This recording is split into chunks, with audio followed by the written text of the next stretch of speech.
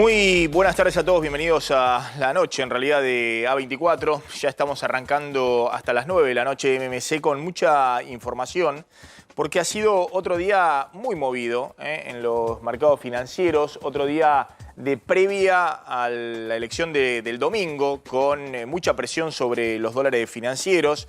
Nuevamente el dólar blue cerrando en 598 pesos, pero sobre todo la preocupación se ve una dolarización importante de inversores, de empresas que van al contado con liquidación, que es el dólar financiero por excelencia, el dólar de dolarización de las empresas, que hoy en varios momentos del día superó holgadamente los 600 pesos y que después el Banco Central salió con una muy fuerte intervención en el día de hoy, vendiendo bonos y dólares en ese mercado para ponerlo alrededor de los 600 pesos o incluso, según la paridad que se tome, un poquito abajo. Y de esa manera, bueno, que no se le vuelen todos los dólares ya arriba de los 600 pesos al gobierno en la previa a la elección del domingo, ¿no? Donde hay mucha tensión puesta respecto al resultado, donde hay mucha incertidumbre respecto a cuál va a ser el resultado. En un ratito lo vamos a contar. Si uno ve qué ha pasado con los dólares hasta ahora, bueno, ya empiezan a sonar todas las alarmas, fundamentalmente porque en estos niveles de los dólares libres suben los dólares y se acelera la inflación, que es lo que estamos viendo en la economía real y que es lo que más importa. Como les decía, el contado con liquidación, que es esta operatoria con la compra y venta de títulos públicos, pero al final del día es comprar con pesos acá y conseguir dólares puestos en el exterior. Obviamente esto no tiene un costo para el Banco Central porque hay alguien que quiere comprar desde acá, una empresa que quiere comprar desde acá y hay alguien que afuera pone los dólares para esa empresa. Pero lo que tiene es bueno, la referencia de que los dólares están muy presionados y que hay una dolarización electoral muy pero muy evidente. Y sobre todo, si como ha ocurrido en los últimos días, es más la demanda que la oferta en este mercado y el gobierno no quiere, el Banco Central no quiere que estos dólares se disparen, bueno, del otro lado no solamente hay un particular, sino también está el propio Banco Central vendiendo también dólares ahí, con lo cual, bueno, también hay una pérdida para las reservas del Banco Central. Como ven ahí, el dólar contado con liquidación finalmente hoy cerró un poquito por debajo de, según la cotización, algunos lo tomaron un poquito por arriba de los 600 pesos, pero está ahí, ¿no? En el borde de los 600 pesos. Pero la preocupación es que en el año ya va con una suba del 73%, 74% por arriba de la inflación desde enero. Lo mismo que el dólar blue, que más allá de que hoy subió 2 pesitos, como les decía, lo relevante es lo que está pasando con los dólares financieros, que están acelerándose respecto a la inflación. Perdón, Claudio. Bueno, hoy el Banco Central vendió justamente 21 millones de dólares en el mercado de contado, digamos, para poder sostener el tipo de cambio. Bueno, a diferencia de lo que venía sucediendo, que era un Banco Central que compraba divisas todos los días, de hecho lo hizo en 10 de las últimas 11 ruedas, hoy tuvo que vender 21 millones de dólares a pesar de que el dólar agro aportó 85 millones de dólares, con lo cual el dólar agro, este dólar maíz que hablamos habitualmente de 340 pesos por dólar, ya reunió 1.830 millones de dólares. Eso fue lo que liquidaron los productores de soja, los exportadores, prácticamente llegando al objetivo de 2.000 millones de dólares que tenía el gobierno. Bueno, a pesar de la fuerte liquidación, hoy el Banco Central tuvo que vender 21 millones de dólares. Vamos a ver qué sucede en los próximos días. Y las cotizaciones, bueno, como recién comentábamos, estuvieron, digamos, el Banco Central se vio obligado a intervenir muy fuerte en el contado con liqui, en el dólar bolsa, los dólares alternativos, para evitar que en ese mercado, sobre todo el dólar contado con liqui, que había arrancado en 610 pesos por dólar, bueno, tuviera una retracción, finalmente terminó algo por debajo de los 600 pesos, pero está claro que la tensión cambiaria muy probablemente continúe en los próximos días, de acá hasta las elecciones del domingo. Vamos a ver cómo el gobierno o el Banco Central puede sostener esta brecha que ya está arriba del 100%, pero evitar justamente que se amplíe. Retiramos el dato, entonces, 21 millones de dólares vendió el Banco Central en el día de hoy. Claro, eso es lo que se toma, perdón, ¿no? Eso es lo que se toma con el mercado oficial, ¿no? El MULC, claro, el Mercado Único Libre de Cambios. Es decir, ahí tenés la operatoria.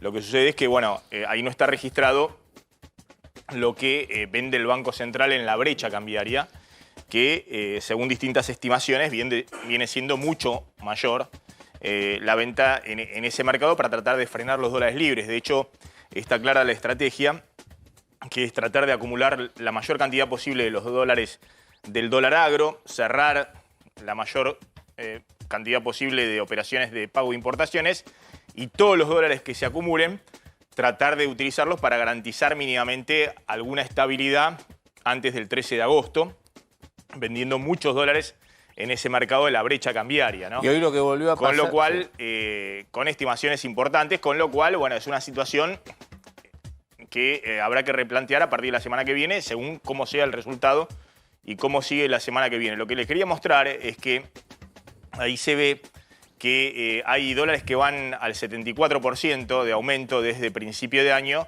y hay otros dólares que están al 60% desde principio de año. Los que están al 60% desde principio de año son los dólares que van atados al dólar oficial. El dólar oficial mayorista subió 60% de principio de año, está al 2,84 y los distintos dólares, el dólar ahorro, el dólar Qatar, tienen los impuestos correspondientes que lo ponen más alto, pero van con la misma variación. Los que se están disparando son los dólares financieros o los dólares libres, ¿no? El dólar contado con liquidación o el dólar blue, que se adelantaron ya respecto a la inflación y retroalimentan la inflación. Y hay un dólar que es el que está ahí en verde, que es el dólar de dolarización acá dentro del sistema financiero, que hoy de nuevo estuvo muy presionado al alza y que se logró bajar con la intervención en la brecha. Y es un dólar que también está subiendo solo 60%, 59% en lo que va del año, está en 523 pesos y es una oferta respecto al resto de los dólares que están más disparados. ¿Pero por qué me imagino hacen esto? Porque efectivamente en ese dólar se dolarizan los depositantes a plazo fijo dentro del sistema financiero, dentro de los bancos. Entonces no se puede dejar que ese dólar se dispare mucho porque si no el que está en un depósito a plazo fijo estoy perdiendo frente a la suba del dólar frente a la inflación y eso moviliza todavía más el traspaso de pesos a dólares. De hecho, fíjense la cuenta, la placa siguiente de un depósito a plazo fijo que alguien inició en julio, a principios de julio, con la tasa del 8% mensual. Bueno, el cálculo era, se renovó ahora en agosto, a principios de agosto lo renovó 2 meses, y el dólar tenía que subir a fines de agosto arriba de 576 para perder frente para que el plazo fijo perdiera frente al dólar. Y el dólar ya está casi en 600 pesos. Entonces, obviamente el depositante, está el dólar blue en 600 pesos. Pero el dólar MEP, en el cual se puede dolarizar un depositante a plazo fijo, todavía está en 523 pesos. Porque ahí interviene el Banco Central, ¿no? Entonces, bueno, ahí están las cosas. Obviamente a partir de la semana que viene habrá que replantear esto, cómo se terminan ubicando los dólares. Finalmente, en un ratito vamos a contar, hay toda una discusión, cómo sigue la película después del 13 de agosto y sobre todo cómo sigue esto que están planteando, sobre todo desde el Fondo Monetario y también distintos economistas de la oposición, qué se hace con el dólar oficial, que todos coinciden que está muy atrasado, y qué se hace con el resto de los precios que están atrasados, las tarifas públicas, algunos servicios privados y demás, ¿no? Hay precios que están adelantados, por ejemplo, el dólar está en un nivel alto, el dólar libre, históricamente es un dólar que uno tiende a pensar que está adelantado respecto a otros precios de la economía, y hay precios que están muy atrasados. Por ejemplo, el dólar oficial. La pregunta es, bueno, ¿qué se hace con eso? Y hay toda una discusión, qué pasa a partir de la semana que viene y después, según el resultado del domingo, qué pasa a partir de diciembre. En medio de todo esto, se generó una polémica con Macri y con Cristina Fernández de Kirchner, con el FMI en el medio. En un ratito vamos a sumar a Agustín Datelis, que es un economista que hoy está como director del Banco Central, es un economista, obviamente, históricamente alineado con el oficialismo, con el gobierno, pero que está ya hace tiempo como director del Banco Central, así que es muy interesante poder conversar con él en estos días que se está moviendo absolutamente todo. ¿Qué está pasando con Cristina y Mauricio Macri, que salieron a cruzarse en el día de hoy? Duro, se cruzaron duro. Porque Mauricio Macri lo primero que hizo ayer cuando dio una entrevista fue hablando de las cuestiones de cómo marchaba la economía. Tuvo una frase muy poco feliz porque dijo: el fondo que propició este cepo asesino y todo este desastre, ahora que ya está acá, va a tener que colaborar. Hablando de cómo deberían ser las negociaciones del próximo gobierno si fuera de Juntos por el Cambio. Tenemos el tape de Macri para escucharlo y después te cuento qué dijo Cristina. Los argentinos van a volver a confiar. Y también el mundo, después que los argentinos confíen, va a volver a confiar. Ahora, Y aparte el fondo, que propició este cepo asesino y todo este desastre, va a tener que también, si el programa que presentamos es suficientemente serio, ya que ya está acá, a decir, bueno, avalo esto. Y eso también nos va a ser una ayuda enorme frente a lo que viene. Bueno, es interesante lo que plantea Macri, ¿no? Con esto del cepo asesino, pues efectivamente Macri de alguna manera empieza a pasarle factura también al propio Fondo Monetario. Claro. Porque el que puso el cepo de $200 fue Macri forzado por el fondo. Claro, exactamente. Ahora, Porque obviamente estaba en una situación final de su gobierno, ¿no? Es cierto que desde entonces el cepo se fue reforzando por todos lados. Pero me parece que hay una coincidencia grande entre todos los candidatos de la oposición y creo también el oficialismo, que con este cepo no se va a ningún lado, digamos, que del cepo hay que salir en algún momento. La pregunta es cuándo. Ahora, el mensaje que está enviando Macri también al Fondo Monetario es, bueno, el fondo... háganse cargo. Claro, también es corresponsable de la actual política económica. Ya está pensando en cómo va a negociar el próximo gobierno. Exactamente. Pero Cristina, ni negra ni perezosa, rápida de reflejos, estamos en campaña y aunque no ha aparecido hasta ahora, dijo: esta es mi oportunidad, puso un tuit, que a ver si lo vemos ahora en pantalla, que dice: ¿en serio? ¿Me estás jodiendo? ¿Cómo que el fondo ya que está acá? Si lo trajiste vos, papi, hacete cargo de algo alguna vez en tu vida, por Dios. Y le pega duramente, tanto en Instagram como en Twitter, en todas sus redes sociales, al expresidente Mauricio Macri. Fíjate que polarizando directo con él. Ella no ha elegido hacer polémica con ninguno de los candidatos, solo con Mauricio Macri. Y ha reaparecido después de varias semanas de silencio, porque desde que fue elegido Sergio Massa y tuvieron aquel acto en el aeropuerto presentando el avión que se traía a la Argentina, ese día que hablaron juntos, ella después se llamó a silencio. Y hoy es el primer día que aparece para pegarle duramente a Mauricio. Reaparece, Cristina. Estaba borrada de la campaña electoral. Después vamos a hablar con Calvo si efectivamente va a estar en el cierre de campaña el jueves o no. no va a estar. ¿No va a estar? ¿Ya lo No va a anticipás? estar. Ni Bueno. ella ni Alberto Fernández. Ah, bueno. Chic, chic. Bueno, ahora vas a contar por qué. Que quería generar un poquito de intriga, pero bueno, No, estás anticipando La anulamos. que Vamos, Cristina no va a al estar hueso. en el cierre de campaña de Massa. Exacto. Pero no. En el Teatro Argentino de la Plata. ¿Eso por decisión de Cristina o por pedido de Massa? Ahora sí, déjalo ahí dando vuelta. Si Cristina se corre antes del 13 de agosto o le pidió Massa, no, déjame que mejor voy yo solito. Lo vamos a contar en un rato. Está Claudio Loser en comunicación. Claudio, gracias por atendernos, muy amable. Exdirector Hola, ¿qué tal? Un gran del gusto hemisferio estar con occidental del FMI. Bueno, me interesaría un poco tu visión respecto a esto que todos están viendo, ¿no? Que el fondo ha pateado para, después de las PASO, un desembolso de 7.500 millones de dólares.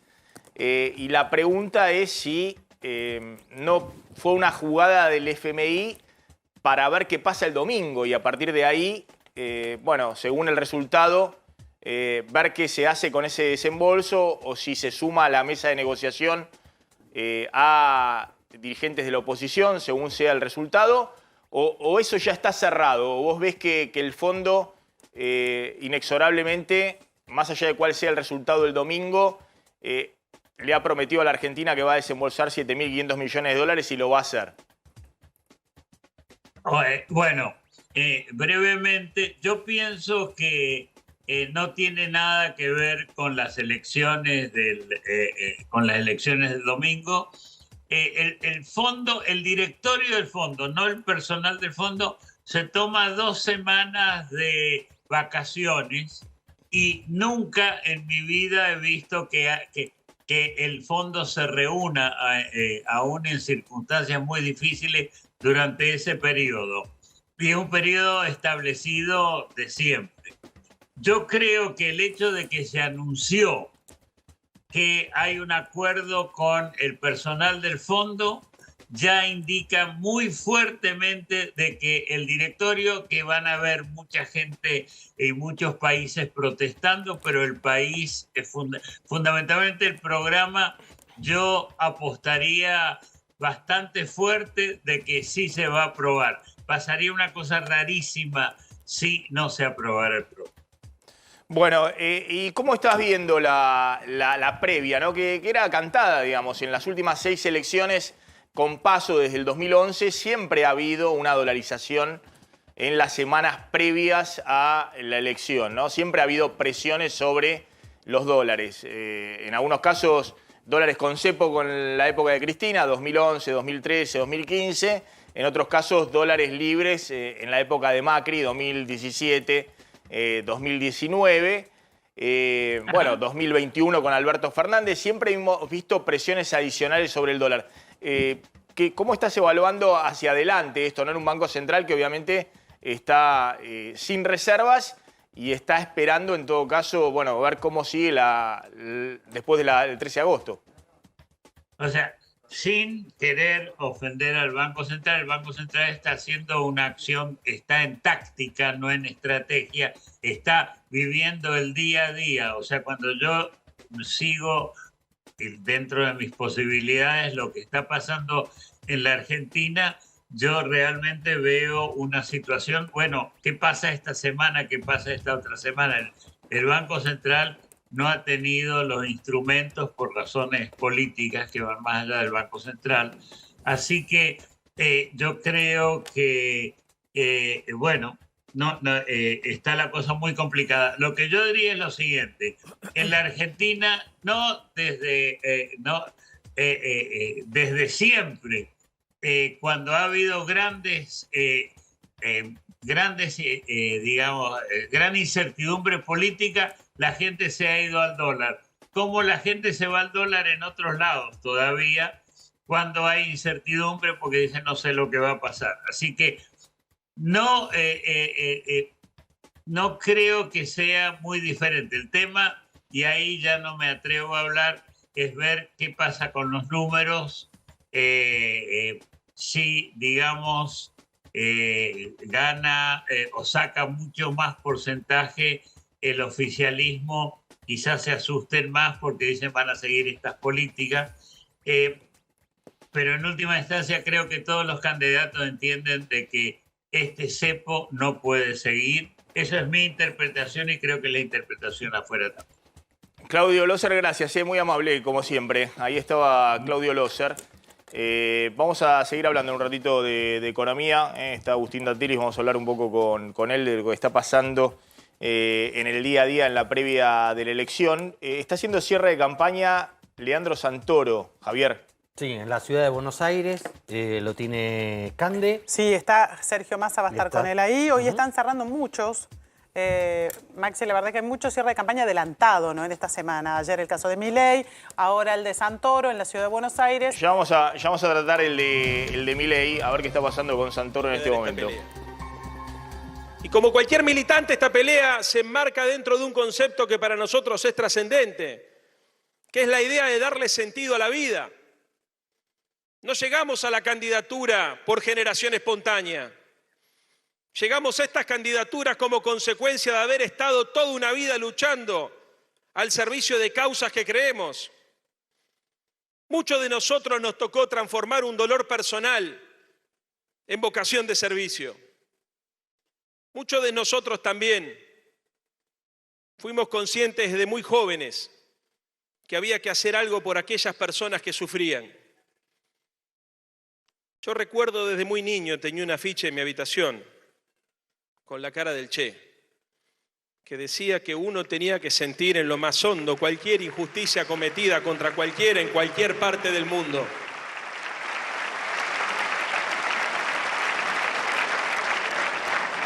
Y créanme lo que les digo hoy, siento que no hemos traicionado ese mandato, porque es el amor lo que nos mueve, es la vocación de reparar las injusticias y es la búsqueda incesante de la lucha por las utopías. En momentos donde la gente piensa, o por lo menos un sector de la sociedad, que los políticos lo único que buscan es el poder, yo tengo la certeza que las compañeras y los compañeros que integramos esta lista entendemos el poder como un medio para transformar la realidad. Tengo la certeza que lo que nos mueve es algo más que la vocación de poder y las ganas de ocupar un espacio. Es la necesidad de darle sentido a nuestra vida.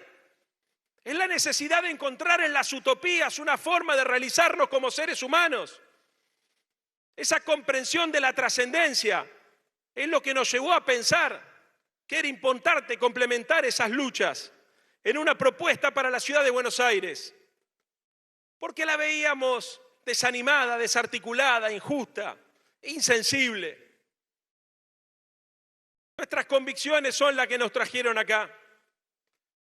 Y son convicciones que son compartidas por todos ustedes. Este es un espacio de militantes que tiene claro por lo que pelea. Pero es importante que también le digamos a la sociedad cuáles son las banderas que tenemos y cuál es el motivo por el cual hemos decidido dar esta lucha. No se trata solamente de construir una alternativa para reemplazar un gobierno que está agotado. Se trata de construir un sueño colectivo. Se trata de poner la vara más alta de lo que está. Se trata, compañeras y compañeros, de pelear por aquellos motivos y por aquellas banderas que teníamos cuando éramos pibes.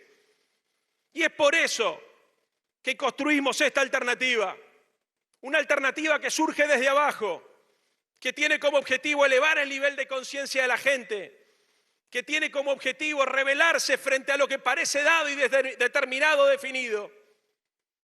Yo quiero ser jefe de gobierno de esta ciudad, porque sé que es un compromiso de todas y de todas terminar con los negocios, que son la explicación del por qué un sector de la derecha ha dado la pelea por este distrito. Porque quiero poner al ser humano en el centro de la discusión. Creemos nosotros que es imprescindible para construir una ciudad más humana y más justa, desmercantilizar las relaciones sociales. Es imprescindible igualar las condiciones de vida en los barrios. Yo puedo entender que el mercado construya o invierta en determinados barrios de la ciudad más que de otra manera. Pero lo que es injustificable es que el Estado termine siendo una suerte de actor relegado al segundo plano, profundizando esas desigualdades que el mercado genera. No puede ser que haya tantas distancias sociales, incluso en términos de la expectativa de vida de la gente que vive entre el norte y el sur de la ciudad. La limpieza, la seguridad, el orden cambia de acuerdo al barrio que nosotros vivimos. Peleamos también porque tenemos conciencia plena que en la ciudad de Buenos Aires se necesita construir una democracia participativa. Los conflictos que están sucediendo hoy en nuestra ciudad y en muchos de nuestros barrios se deben esencialmente a que no son consultados los vecinos. No hay una concepción de la democracia, es una suerte de democracia delegativa.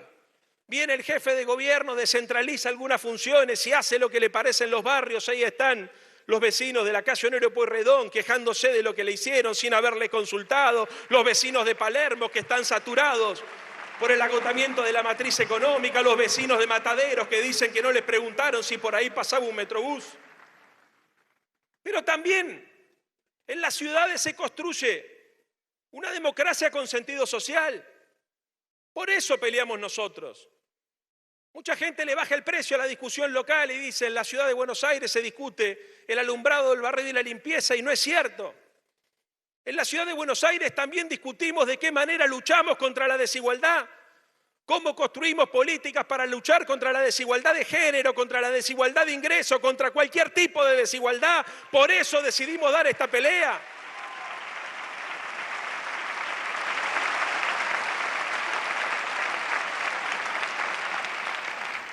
Las agendas de los pibes y de las pibas hoy en el mundo están íntimamente relacionadas con la pelea contra el cambio climático. ¿Y dónde más que en las ciudades se da la lucha contra el cambio climático? La construcción de una ciudad humana habitable va a ser sin lugar a dudas el desafío de la agenda de las próximas generaciones. Por esto peleamos nosotros.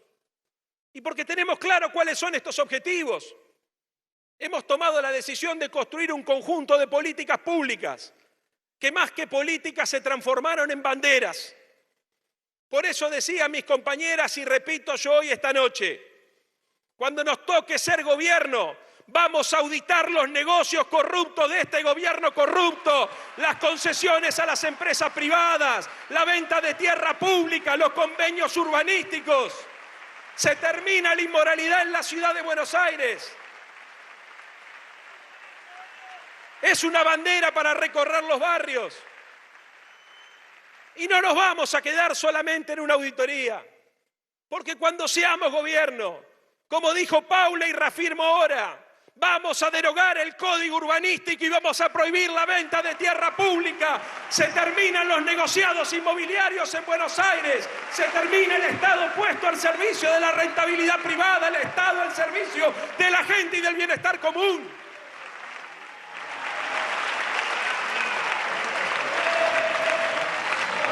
Para esto queremos gobernar la ciudad de Buenos Aires. Uno ve cómo ponen al Estado al servicio de la especulación inmobiliaria. Es asqueroso darse cuenta cómo van favoreciendo a 4 o 5 grupos constructores, muy concentrados en general amigos de ellos.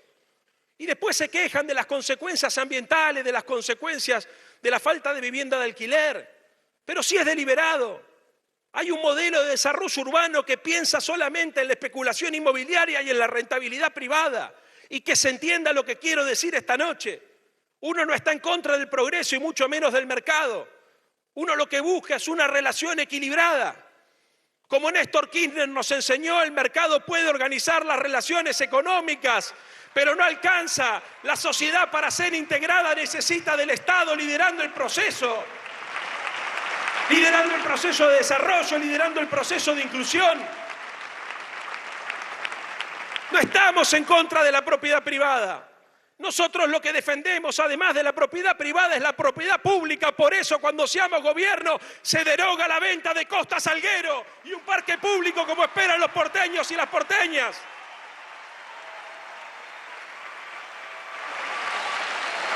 Porque vamos a defender lo que es de todos.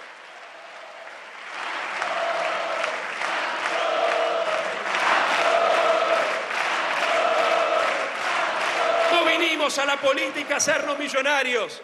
Somos gente de barrio que quiere seguir viviendo en el barrio donde lo vio nacer. Por eso vamos a seguir profundizando una agenda de transformaciones. A mí me avergüenza cómo han transformado el Estado social en esta ciudad. Da vergüenza decir que uno se atiende en la sanidad pública porque lo han desfinanciado tanto que si no fuera por el esfuerzo de los profesionales de la salud, el sistema se caería a pedazos. Yo quiero un Estado social que no sea solamente la rueda de auxilio del pobre, la rueda de auxilio del que no tiene nadie con quien contar. Quiero un Estado que sirva para igualar las condiciones, que sea también una opción.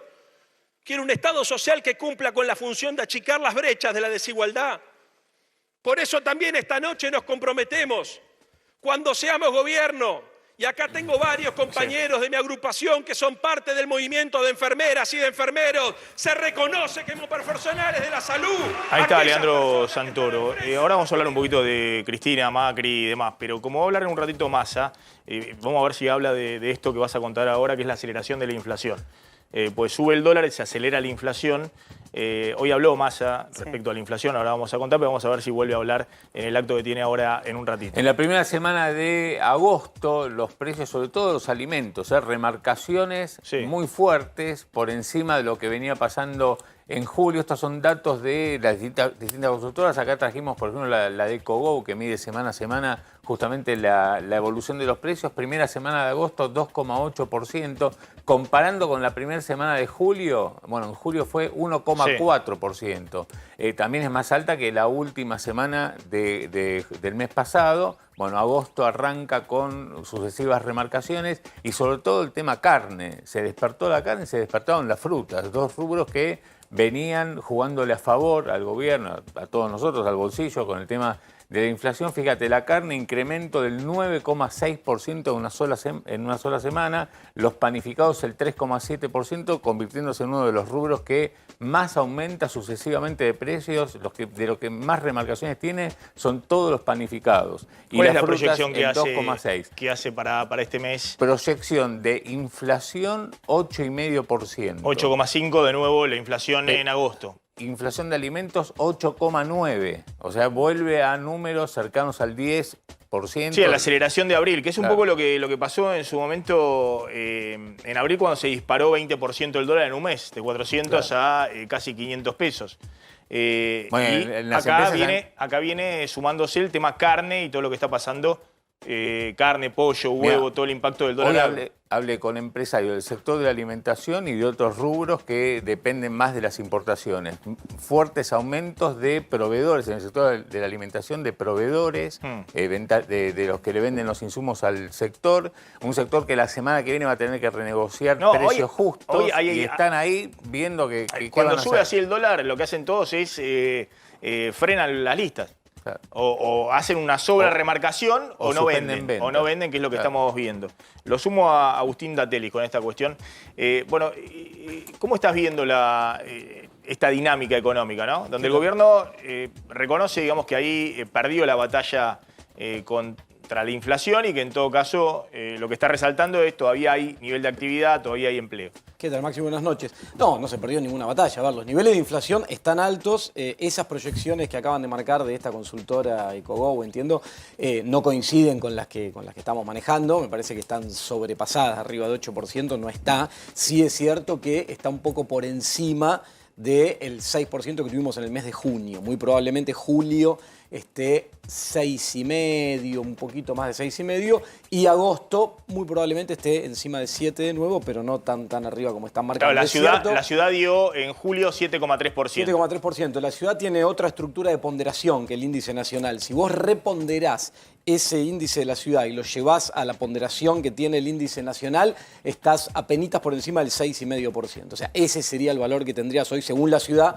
para la inflación nacional. Ahora, de todas formas, yo te lo tomo algo con que hablábamos recién cuando citaban lo de Cristina, ¿no? Digo, porque, y lo que dijo Macri ayer, si no, pareciera que tomamos la economía como fotos a lo largo del tiempo y que no tuviera que ver una con otra. Vos sos economista, sabés que la economía se trata de un proceso dinámico y que cuando ocurren eventos, esos eventos tienen consecuencias después a lo largo del tiempo. Sin ir más lejos, Estados Unidos sigue subiendo la tasa de interés porque tuvo un rebrote de inflación después de lo que fue la pandemia y el tema de la guerra entre Rusia y Ucrania, etc. Entonces digo, en Argentina, la vuelta del Fondo Monetario Internacional, la forma en que lo hizo, el volumen que implicó esa deuda, la concentración de vencimientos en el corto plazo, la irresponsabilidad al haber llevado adelante un acuerdo que era incumplible y que de hecho tuvieron que rehacerlo a los pocos días, la fuga de capitales que permitieron, todo lo que ocurrió en ese momento, tuvo implicancias que nos condicionaron mucho después, durante otros eventos que aparecieron como la pandemia, como la guerra,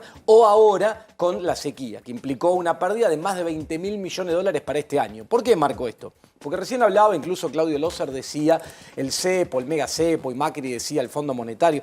Ahora, si no estuviéramos administrando las reservas, no digo porque escuchar lo de Macri, que permitió la fuga de capital, es una irresponsabilidad. Si no estuviéramos administrando las reservas para sostener el crecimiento económico, ahora sí que estaríamos en una situación de caos. Lo que se está haciendo es administrar las reservas para sostener la actividad económica. Vos sabés muy bien que si sacás el agro, que por la sequía tiene una caída monstruosa en términos de actividad, mayo contra mayo 45%, si sacás eso, el resto de los sectores están en positivo. En una situación económica muy compleja la actividad se sostiene, el empleo se sostiene, el empleo privado registrado sigue creciendo. Eso es porque hay una administración de reservas que prioriza la demanda por importaciones, que es tan necesaria con nuestra estructura productiva para sostener el crecimiento, y controla que no se vaya en otras cuestiones vinculadas con la especulación, etcétera, como sí ocurría durante el gobierno anterior. ¿Por qué marco esto? Digo, quizá politizo un poco lo que digo, pero estamos frente a una elección, ¿sí? Ahora en pocos días, este domingo, y después unas generales más adelante, y hay que elegir qué modelo económico, qué política económica queremos de acá en adelante. Y si los que están en la oposición te están proponiendo políticas económicas que son las mismas que ejecutaron y que son la causa fundamental, la piedra fundacional de todos estos problemas que estamos teniendo, bueno, la verdad que me preocupa. Hace rato que plantean este tema de que se contraponen dos modelos. Ahora, muchos piensan que se contraponen dos fracasos, digamos. ¿Vos no considerás que este gobierno fracasó económicamente? No, fracasó económicamente no. Sí considero que es una situación muy compleja, sumada a lo que te acabo de decir, eventos exógenos que nadie esperaba, como la pandemia, una sequía y este tipo de cosas, que marcaron esa situación. A ver, ¿cuál es la diferencia entre la Argentina? Porque muchos me pueden decir, che, pero a ver, pandemia ocurrió en todo el mundo. ¿Cuál es la diferencia que tuvo la Argentina con el resto de las economías del mundo, por ejemplo, al momento de tener que enfrentar esa situación, expandir el gasto, generar programas de ingresos, etcétera? Que no teníamos acceso al financiamiento. Sí, ahora, ¿por qué? Porque lo que dejó el gobierno de Macri. Vos sabés, Agustín, que hoy todas las economías que vos mencionás, que algunos incluso cayeron igual o más que la Argentina, todas están creciendo con tasas de inflación muy, muy razonables. Claro. Es decir, todas las economías, no hablo del primer mundo, hablo de todas las economías de la región. Claro, Dejemos de lado Brasil, que es un caso particular, pero Uruguay, Maxi, Paraguay, Chile, pero esperá, vos, todas esas economías durante que la pandemia sufrieron fuertemente durante la pandemia, que hicieron y después se política, recuperaron y siguieron creciendo. Que hicieron política contracíclica, ¿no? Sí. Programas Todo como lo los mismo, que adoptamos sí. nosotros, Sí. que implicaron aumentar el gasto. Lo financiaron accediendo al mercado de crédito. Nosotros no podíamos, porque Macri tomó deuda con el sector privado, con el Fondo Monetario Internacional, se y la hizo con fugó mega toda. emisión monetaria. Y Entonces hubo que recurrir a la emisión monetaria completamente, el resto de los países no. Esa emisión monetaria, cuando vos recuperás la actividad, empieza a generarte presión inflacionaria. Cuando empezás a abordar ese problema de la presión inflacionaria, te aparece una guerra entre Rusia y Ucrania que te aumenta el precio de los alimentos y de la energía. En un país cuya matriz energética hacía que fuéramos importadores. Entonces, bueno, obviamente que es más complicado, pero digo, si vos vas a identificar las causas están en lo que pasó en ese momento, que es lo que te condicionó todo lo que ocurrió después. Ahora vos me decís, hoy, y te gustaría tener un nivel de inflación mucho más baja, y claramente Vos decís sí. que por ese momento llegamos a la inflación del 120%. Pero claro, porque los condicionamientos van apareciendo. Por eso te digo, no es neutro que hayas tenido que recurrir a financiar los programas del año 2020 y 2021 con emisión monetaria mientras el resto del mundo lo hacía de otra manera. No, está bien. Por eso, está bien que reconozcan algo evidente, digamos, que si vos emitís 7 puntos del PBI de emisión monetaria, eso tiene impacto, ¿no? Está bien Claro, que se reconozca. En algún momento, con un porque había un desfasaje. sector de gobierno que no lo reconocía durante, no solamente la pandemia, sino 2021-2022. No, ¿por qué? Pero pará. ¿Por qué? Sí. Porque eso tiene que ver también con las condiciones y el momento. Digo, no siempre, en todo momento y en todo lugar generar Ahora, una emisión monetaria. Vos te genera tuviste inflación. 2021-2022. Yo creo que el tema de la guerra de Ucrania para Argentina fue una bendición. No, porque para nada. Es mi opinión. Maxi, Porque, si porque vos- permitió salir del ciclo de las commodities. Es decir, subió la tasa de interés de Estados Unidos y los precios de las commodities siguen elevadas gracias Está a bien, Ucrania. pero tuvimos un año, 2022. Y la Argentina tuvo 2021-2022 el mayor ingreso histórico de dólares. Nunca, ni el gobierno de Macri, ni el gobierno de Cristina, ni el gobierno de Kirchner habían tenido en 2 años semejante ingreso de dólares como los que tuvo la Argentina 2021-2022 Está en bien. la cuenta comercial de En la exportaciones. post-pandemia, la economía se recuperó al año siguiente, en el año 2022, más de 10% en el año 2021, más casi 11%. Sí. Todo eso, Lo vos que había sabés, caído, sí. la estructura productiva que tiene la Argentina, eso tiene un impacto sobre importaciones enorme, porque nosotros dependemos de los insumos, de los bienes de capital, todo es importado.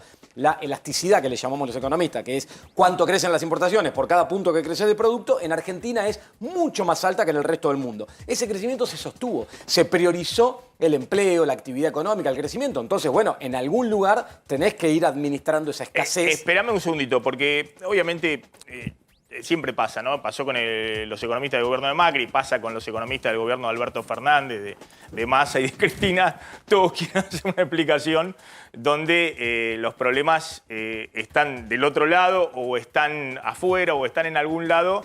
Yo creo que ha habido efectivamente factores externos, pero ha habido errores y horrores de política económica en estos 3 años y medio que han llevado, digamos, a la situación que vivimos hoy.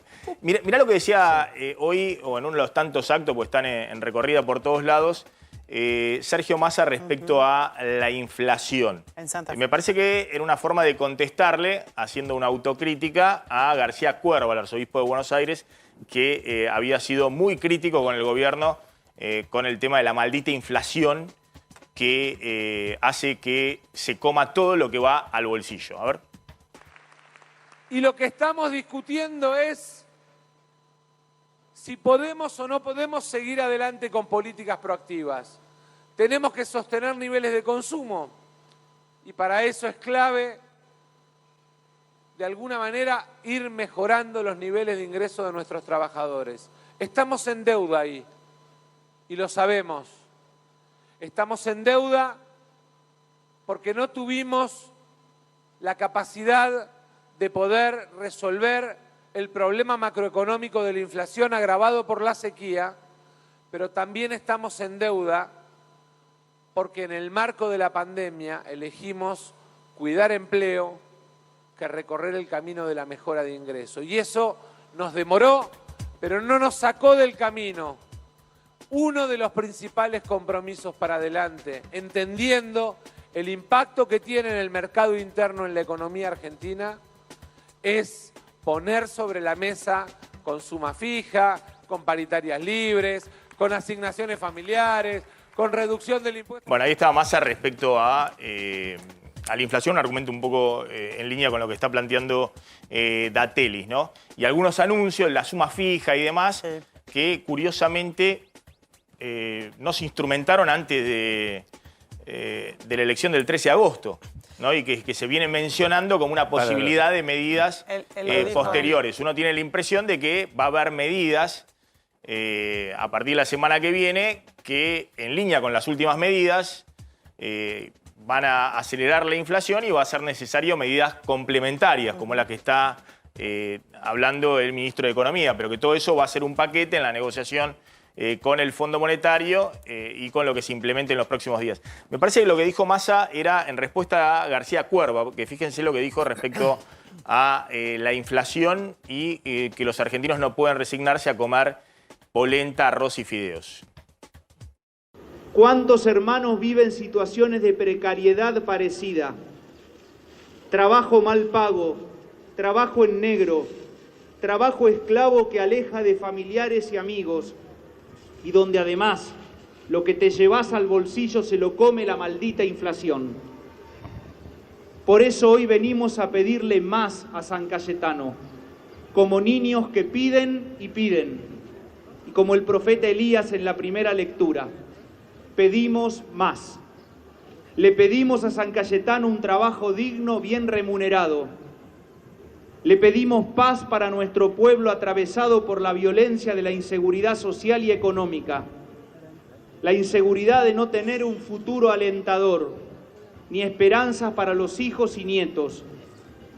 Le pedimos políticas públicas que reconozcan el esfuerzo y la actividad de tantos hermanos que se desloman todos los días.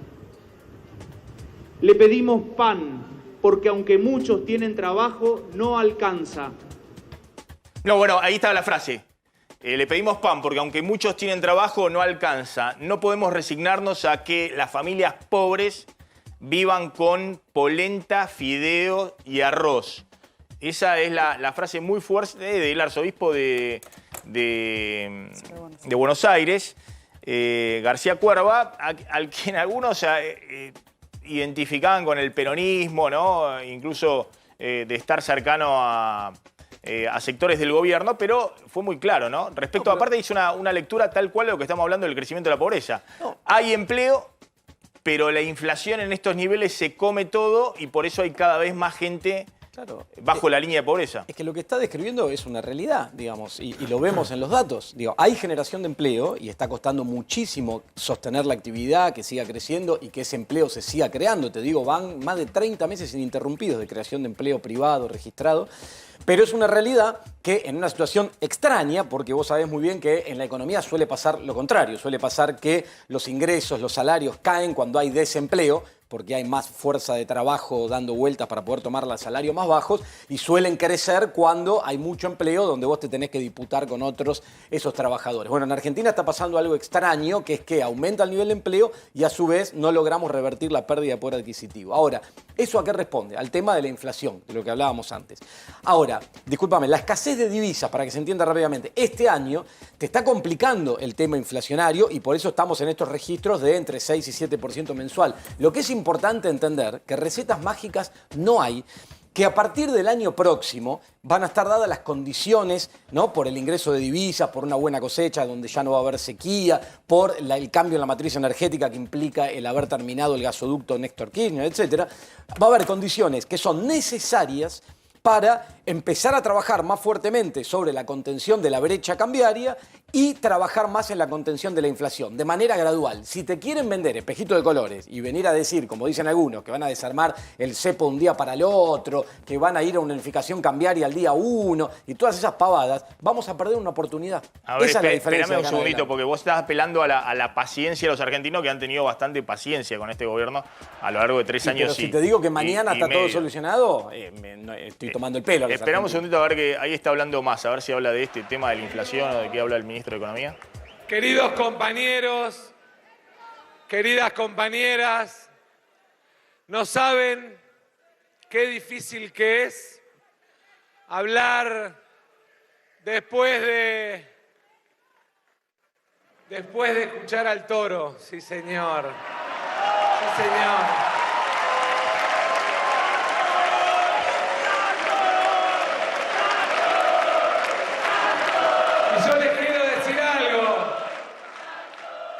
Y yo les quiero decir algo, lo escuchaba a Leandro transmitirles esa pasión,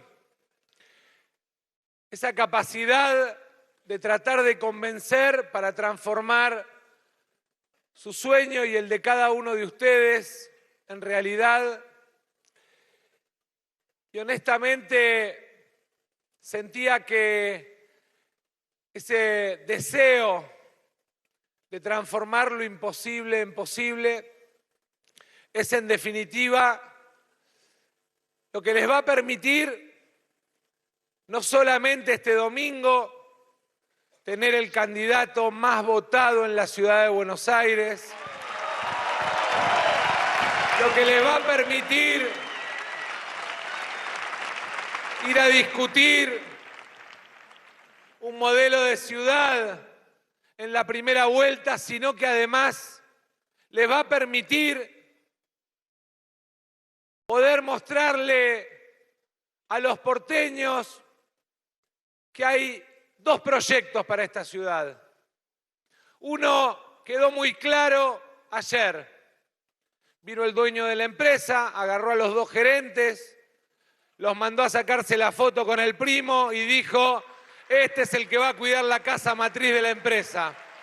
Y el otro es el que está acá, donde peronistas, progresistas, militantes sociales, militantes que vienen del radicalismo en una construcción plural, le quieren ofrecer una alternativa a la ciudad. Y sí, no tengo dudas, hay alternativa para la ciudad de Buenos Aires. Estoy seguro que el toro es el próximo jefe de gobierno de la ciudad de Buenos Aires.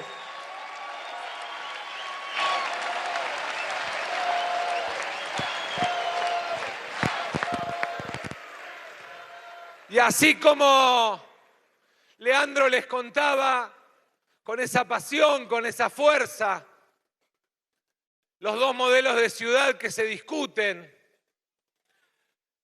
la idea del sur abandonado contra el norte privilegiado, la idea de construir solamente aquello que les permite vender la ciudad para fuera de la ciudad, como si fuera una enorme pantalla de marketing que usan para posicionar un proyecto nacional, olvidándose que acá viven millones de personas que, como planteaba Leandro, les falta redes de subte porque no pudieron hacer un solo kilómetro de subtes en 16 años, porque no hacen aquello que no se ve y por eso solamente apuestan a lo que se ve.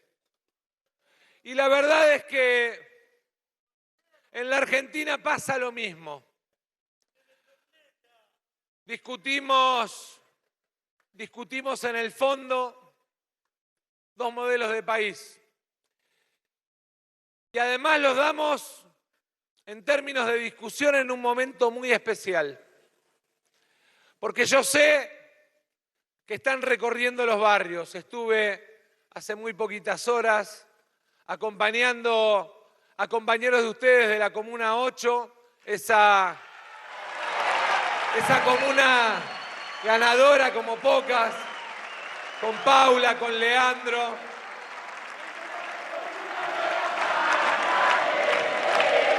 Me lo cantaron el domingo también,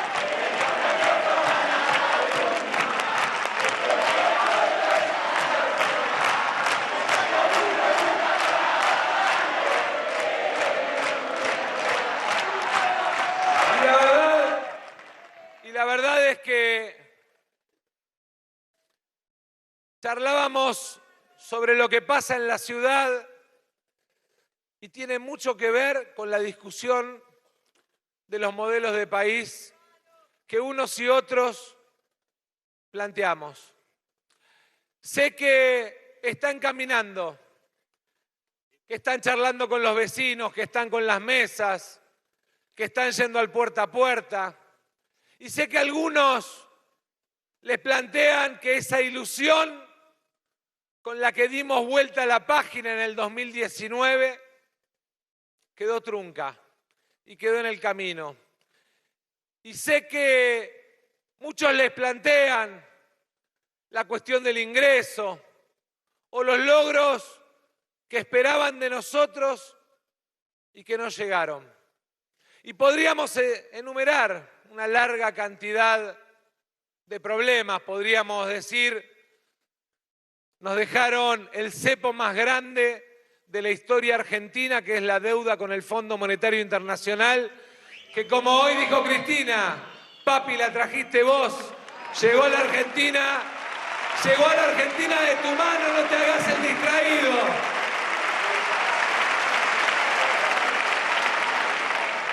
Y la verdad es que podríamos decir que después vino la pandemia y mientras nosotros apostábamos a cuidar vidas en nombre de la libertad, promovían ideas que de alguna manera atentaban hasta con la propia vida desde el odio y la violencia.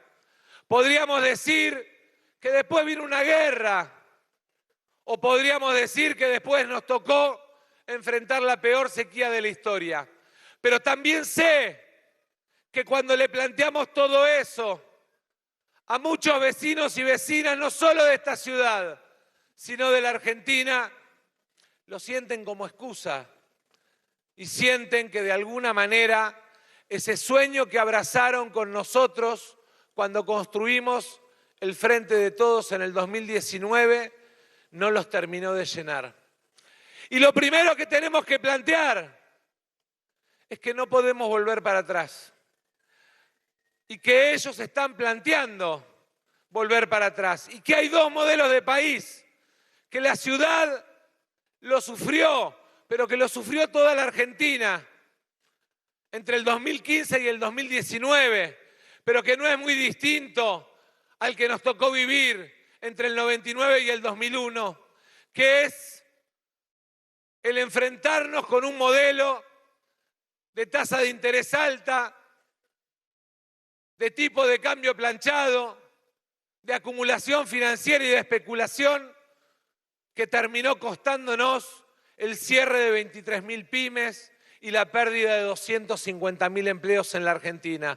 Mientras que a lo largo de estos años venimos recuperando la creación no solamente de empleo, 34 meses consecutivos de generación de empleo, sino que además venimos reabriendo muchas de esas pymes que se fueron apagando en la Argentina. Y es cierto No recuperamos el ingreso. En la pandemia elegimos cuidar los puestos de trabajo, apelar a un aporte del Estado, en lugar de apostar a lo que apostaban los empresarios, que era el de suspender o recortar los salarios. Es más, hicimos el rescate más importante en salarios de la historia económica argentina a través del ATP para salvar a miles y miles de empresas argentinas. Y es cierto, en ese salvataje perdimos tiempo en la recuperación de ingresos. Nuestros compañeros, muchos, que habían perdido más de 20 puntos de ingreso real en los 4 años del gobierno anterior. Recuperaron en esos años el ingreso porque mantuvieron el empleo. Y recién en los últimos 11 meses pudimos empezar a dar los primeros pasos de recuperación. Y hay que plantearles con claridad que somos conscientes de esa deuda, pero que asumimos el compromiso de pagarla porque creemos que el mejor camino para hacer crecer nuestra economía y para desarrollarla es sostener el mercado interno, y que no hay mayor motor que el mercado interno se abastezca a partir de salarios buenos, de jubilaciones buenas y de aportes del Estado que de alguna manera garanticen ese funcionamiento del mercado interno. Pero estamos discutiendo con un sector de la política que nos plantea ya no cómo mejorar el ingreso o cómo invertir más en escuelas, en hospitales, o cómo desarrollar mejor los sectores productivos. El único mensaje que han planteado a lo largo de los últimos 6 meses es que lo que pretenden para adelante en la Argentina es recorte, es ajuste de derechos, es de alguna manera plantear la precarización de la sociedad argentina, lo cual nos lleva a un modelo de concentración económica mayor. Los escuchamos plantear de manera desfachatada que no hay que hacer más universidades, que hay que recortar el sistema de becas, ya lo habían hecho, el Progresar, que el Estado no tiene por qué andar distribuyendo notebooks para los chicos, que esa es una tarea de cada padre y que lo van a resolver con el ingreso de cada familia. Nosotros tenemos que ir y decirle a esos compañeros que vamos a sostener y a mejorar el sistema de becas, que hay 1.300.000 pibes, primera generación de estudiantes universitarios, 80% en las nuevas universidades.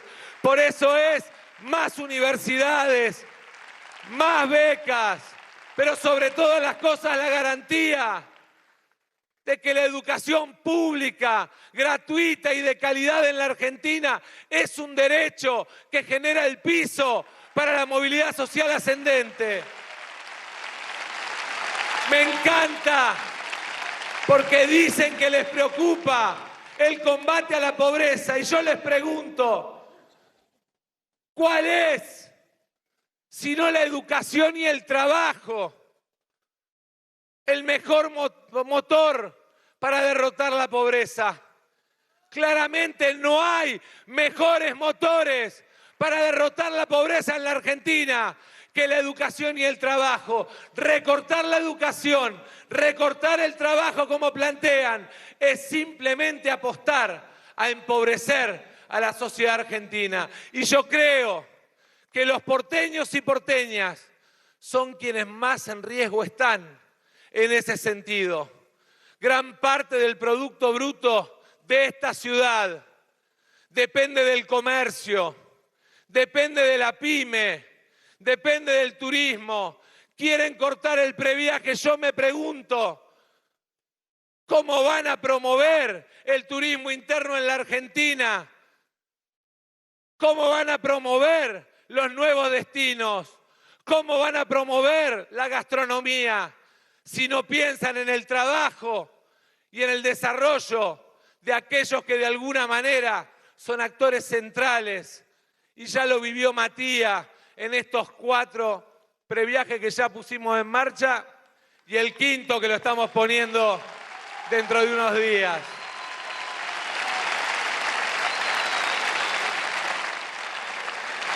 Nos plantean la idea de que hay que recortar derechos porque la Argentina gasta mucho en subsidios. Los escuché hablar de las becas, los escuché hablar de los programas sociales, los escuché plantear que había que eliminar vacaciones pagas, doble indemnización, los escuché hablar de que había que eliminar la inversión en previaje o que era un error subsidiar la tasa de interés para las pymes que exportan. Sin embargo, a pesar de que el 7,8% del presupuesto nacional tiene beneficios a empresas, en septiembre del año pasado se lo mandamos por separado, no lo quisieron discutir, no quieren discutir el blanqueo y la nominalidad de quienes tienen cuenta fuera de la Argentina y no quieren volver a discutir los beneficios empresarios. Ahí está una parte, un pedazo importante de lo que tenemos que discutir para distribuir mejor el ingreso en la Argentina. Ahí está la importancia de que hagamos una gran elección en la primaria y en la primera vuelta, hasta que ganen la ciudad en la segunda vuelta a nivel nacional, para que podamos tener la mayor cantidad de Paulas Penacas en el Congreso Nacional, que nos acompañen con vehemencia y con firmeza para pelear nuestros proyectos y aquellos temas que están pendientes en el Congreso.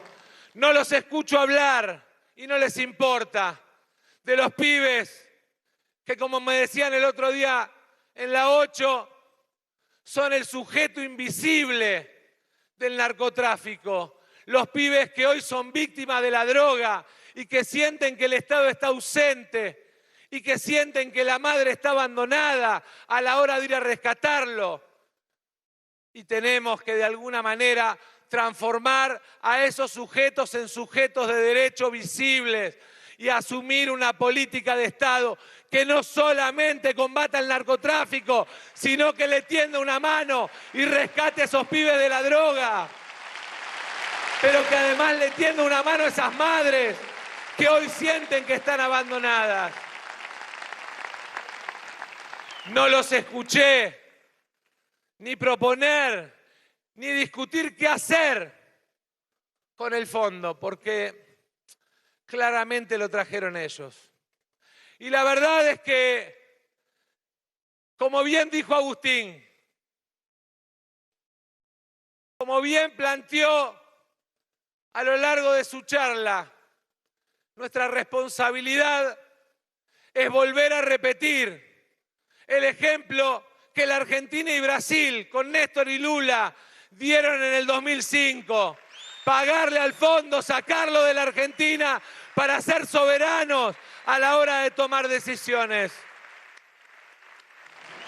Yo quiero, compañeros,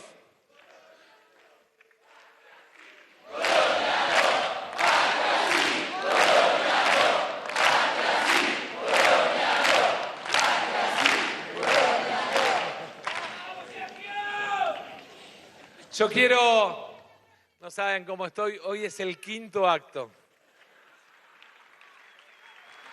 Estuvimos en Rosario.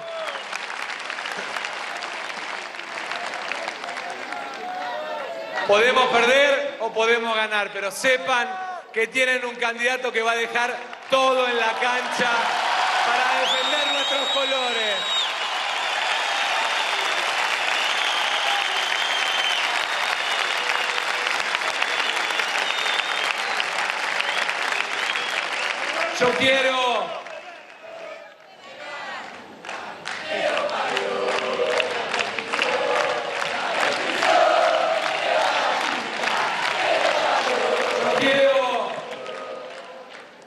compañeros y compañeras, pedirles un último esfuerzo en defensa de nuestros jubilados, de su jubilación, del derecho a la movilidad, del derecho a los bonos cuando no alcanza la jubilación a compensar la inflación, del derecho a la canasta de medicamentos gratuitos que le quieren sacar y que nosotros defendemos. Quiero pedirles, en defensa de los trabajadores, del derecho al aguinaldo, a las vacaciones pagas y a la ultraactividad de los convenios colectivos de trabajo. Quiero pedirles, en defensa de las pymes, en su derecho a transformarse en sujetos económicos que puedan vender trabajo argentino al mundo. Quiero pedirle en nombre de esos pibes y pibas que estudian en las universidades públicas, que tienen su beca Progresar o Manuel Belgrano y que sienten que si ellos gobiernan la van a perder y que se la tenemos que defender. Quiero pedirle en nombre de aquellos sectores más vulnerables que sienten que el Estado es el puente para generar igualdad de oportunidades, que hagan un esfuerzo, que hagan un esfuerzo cada uno de ustedes. Quedan 5 días, barrio por barrio, casa por casa, familia por familia. Vayan a pedirle a cada uno de sus amigos y de sus compañeros que no volvamos para atrás, que es cierto que nos faltaron logros, pero que el camino es seguir adelante. Para atrás está el ajuste, para atrás está la devaluación, para atrás está la Argentina de la acumulación financiera, para atrás está la violencia y el odio. Adelante está la Argentina del progreso, la del amor, la del trabajo, la de la producción y la de la educación. Gracias, compañeros. Mucha fuerza. De acá al domingo a pelear y el domingo a ganar. Gracias, muchas gracias. Sergio Massa, precandidato a la presidencia de la Nación. Ahí estaba la política con Massa. Se nos fue el programa entre Santoro y Massa. Mucho acto, ¿no? En este momento. Yo siempre digo que el oficialismo tiene una responsabilidad mayor que la oposición, porque la oposición puede entretenerse en los actos y demás. Ya tendrá en su momento, si es gobierno, menos tiempo, ¿no? Porque tenés que gestionar, además de hacer los actos. Vamos a contar en un ratito que Macri le respondió a Cristina. Exactamente, en una entrevista Macri le replicó en duros términos a Cristina. A Cristina por lo que había dicho Cristina. Y vamos a contar también, gracias Agustín, se nos fue ahí el programa, pero Dale, en otro momento la seguimos y vamos a hablar de los depósitos, que está pasando en dólares, en pesos, pero en otro momento la seguimos. Y vamos a contar también el caso de Milei, que es opositor, obviamente no tiene responsabilidad y sí estuvo en el cierre del acto ayer haciendo también un show, como hace en general la política, ¿no? Llamando un poco a la militancia a hacer un último esfuerzo para el voto del domingo. Bien, recordemos en el día de hoy el dólar blue en 598 pesos y los dólares financieros superando los 600 pesos. Me pasan la información de que el Banco Central vendió hoy prácticamente 100 millones de dólares en la brecha cambiaria. Es récord de intervención tratando de evitar que se disparen bien por arriba de los 600 pesos, como se disparó el contado con liquidación en algún momento, 610, 615 pesos, el dólar de dolarización de las empresas. Y en las últimas 3 semanas el Banco Central lleva gastados dólares en la brecha cambiaria para no se disparen los dólares libres, alrededor de 700, 800 millones de dólares, algo que no informa oficialmente el Banco Central, pero se estima según las operaciones que hace en el mercado, es decir, días calientes desde el punto de vista del dólar y desde el punto de vista de los precios. Ojo con las remarcaciones que se vienen en la segunda semana de agosto. que tienen que ver, más allá de lo que contamos con la carne, lo que está pasando con el impacto de este salto de la brecha cambiaria sobre los precios, es decir, el impacto directo sobre el bolsillo. Le respondió Macri a Cristina Fernández de Kirchner, Javier. Sí, Cristina hoy en un tuit lo había criticado al expresidente, volvió un clásico, ¿no? Cristina, Macri. No son ninguno de los dos candidatos, pero quieren incidir, quieren meter la cuchara siempre. Ahora le respondió Macri a Cristina, que le había dicho, lo trajiste al Fondo Monetario, lo trajiste vos, papi, hacete cargo, dijo en un tuit Cristina Fernández de Kirchner. Y Macri, en una entrevista televisiva, dice, ella es vicepresidenta en ejercicio y expresidenta, debería expresarse de una manera un poco más seria, no tan chabacana. Y agregó que lo importante no es que pierda Cristina o Massa o Fernández o la Cámpora. Lo importante es que dejemos atrás estas ideas destructivas que nos han empobrecido, toda esta narrativa, y enumeró ahí todas las mentiras, según Macri, del kirchnerismo, el desendeudamiento, las estatizaciones tanto de YPF como de aerolíneas, etcétera, etcétera. Muy duro el expresidente con Cristina Fernández de Kirchner. Hay que esperar, tal vez, que Cristina ahora le replique, no sé si hoy, tal vez mañana, y sigan con este duelo entre los dos últimos expresidentes. Que están fuera de la cancha, ¿no? Sí. Que no compiten porque no tenían chances de presentarse. Pero inciden todavía. Cristina no va a estar en el cierre de campaña de Unión por la Patria. No, ni Cristina ni Alberto Fernández. Y Macri tampoco va a estar en el cierre de campaña. Claro, no puede estar porque lo van a hacer por separado, tanto Larreta como Bullrich. Sí, hay cierres de campaña que en realidad son actos proselitistas, no hay un cierre formal. Y también en el caso de Rodríguez Larreta va a ser en La Plata, junto al intendente Garro y a Diego Santilli, el jueves. Y en el caso de Patricia Bullrich también va a ser el jueves en Lanús, porque va a estar con Néstor Grindetti, el saliente intendente de esa ciudad. A ver, Milei hizo el acto ayer. Milei hizo el acto ayer en el Movistar Arena. Se anticipó. Sí. Sí, lo llenó al Movistar Arena. Mucha gente. Mucha gente. Entran más o menos 15.000 personas. Estaba full. Podemos ver algunas imágenes. Creo que hay una imagen así de cantos y de gente muy contenta con que se vayan todos. Le dedicó a los perros, ¿viste? Le dedicó, tipo rockstar, digamos, con mucho fervor entre los militantes de Milei. Exactamente, mira lo que es. Mucha gente, 15.000. Luis Miguel metió 10 estadios así en el Movistar Arena, pero bueno, no vamos a comparar a Luis Miguel con Javier Milei. No entona tan bien. Claro. Repitió sus grandes éxitos, la dolarización, destruir el Banco Central, detectó como el mejor presidente de la historia o elogios para Carlos Menem. Dijo que lo peor de la Argentina no empezó con el peronismo, sino que empezó con Hipólito Yrigoyen en 1916. Alguien le tiene que avisar a Milei que en 1916 por primera vez en la Argentina hubo voto obligatorio y secreto. Hasta ese momento no se votaba de esa manera. Así que si le está echando la culpa a la democracia de la decadencia argentina, estamos en un problema.